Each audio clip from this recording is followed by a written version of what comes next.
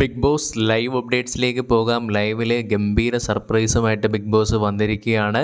എന്തായാലും ആദ്യം തന്നെ ഹൗസിലുള്ള എല്ലാ കണ്ടസ്റ്റൻസിനെയും എണീപ്പിച്ച് നിർത്തുന്നുണ്ട്. നമ്മൾ ഗ്രാൻഡ് ഫിനാലയിലേക്ക് അങ്ങനെ അടുക്കാൻ വേണ്ടി പോവുകയാണ്. ഇനി നമുക്ക് പ്രത്യേകിച്ച് ടാസ്ക് ഒന്നുമില്ല. ഇന്നത്തെ ഈ ഒരൊറ്റ ടാസ്ക് കൊണ്ട് തന്നെ നമ്മുടെ ടിക്കറ്റ് ടു ഫിനാലെ അവസാനിക്കാൻ വേണ്ടി പോവുകയാണ് എന്നുള്ള രീതിയിലാണ് ആദ്യം തന്നെ പറയുന്നത്. ഇപ്പോൾ വരാൻ പോകുന്നത് ഉല്ലാസ യാത്ര എന്ന് പറയുന്ന ബിഗ് ബോസിൻ്റെ തന്നെ ഏറ്റവും ക്ലാസിക് ടാസ്ക് ആണ് എന്നുള്ള രീതിയിലാണ് പറയുന്നത്. എന്തായാലും ആദ്യം തന്നെ ഇതിലെ ഒരു റൂൾ എന്ന് പറയുന്നത് ആർക്കും പുറത്തിറങ്ങാനായിട്ട് സാധിക്കില്ല. ഡോർ ഇനി ആർക്കും തുറക്കാനായിട്ട് സാധിക്കില്ല. അടച്ചു കഴിഞ്ഞാൽ തുറക്കുന്ന ആൾക്കാരെല്ലാം തന്നെ പുറത്താകുന്നതാണ്. കാല് വെളിയിൽ കുത്താൻ പറ്റില്ല, ഉറങ്ങാൻ സാധിക്കില്ല.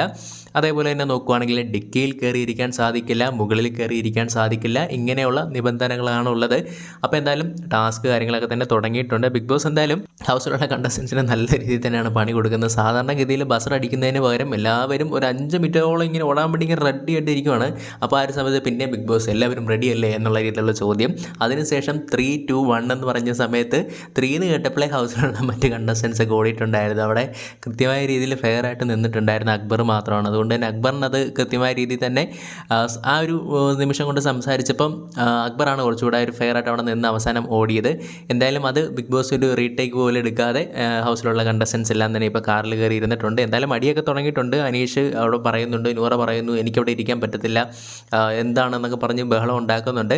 എന്തായാലും ആദ്യം തന്നെ നെവിൻ പുറത്താകാനുള്ള സാഹചര്യം കാണുന്നുണ്ട്. കാരണം നെവിൻ ഓൾറെഡി ഒരു വിഷമഘട്ടത്തിലൂടെ കടന്നു പോകുന്ന പോലെയാണ് ഇരിക്കുന്നത്. കാരണം ഈ ഒരു ടാസ്കിനോട് പ്രത്യേകിച്ച് താല്പര്യമൊന്നുമില്ല. പിന്നെ ആദ്യം ഇറങ്ങുന്ന ആൾക്കാർക്ക് ഫുഡൊക്കെ അടിക്കാന്നൊക്കെ പറഞ്ഞിട്ടുണ്ട്. നമുക്ക് നോക്കാം. ഈ ഒരു ടാസ്ക് ഞാൻ നോക്കിയിട്ട് ഉടനീളം കൊണ്ടുപോവുകയാണെങ്കിലും ഹൗസിലുള്ള മറ്റ് കണ്ടസ്റ്റൻസിന് അധികമായിട്ടുള്ള വല്ല പോയിന്റ്സ് കൊടുക്കണം. ഇല്ലെങ്കിൽ എല്ലാവരും തന്നെ ഇറങ്ങിപ്പോവും. ഇതിനകത്ത് പിന്നെ നൂറയും അതുപോലെ നാരിനൊക്കെ അവസാനം വരെ നിൽക്കത്തുള്ളൂ.